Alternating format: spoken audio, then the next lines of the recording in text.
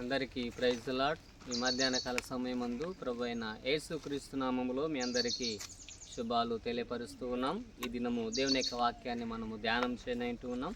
పరిశుద్ధ గ్రంథంలో నుండి సామెతల గ్రంథము 11వ అధ్యాయము 28వ వచనంలో రాయబడిన లేఖన భాగమును మనం చూసినట్లయితే ఈ విధంగా తెలియజేస్తూ ఉంది.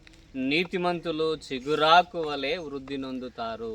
నీతిమంతులు, నీతిగా జీవించే వాళ్ళు చిగురాకు ఏ విధంగా అయితే వృద్ధి పొందుతుందో ఆ విధంగా నీతిగా జీవించే వాళ్ళు, నీతిగా బ్రతికే వాళ్ళు వృద్ధి పొందుతారని దేవుని యొక్క వాక్యము తెలియపరుస్తుంది. ప్రియమైన దేవుని బిడ్డలారా, మన అనుదిన జీవితంలో, మన బ్రతుకులో కష్టాలు, నష్టాలు, సమస్యలు, వేదనలు అనేవి ఎన్నో ఉన్నాయి.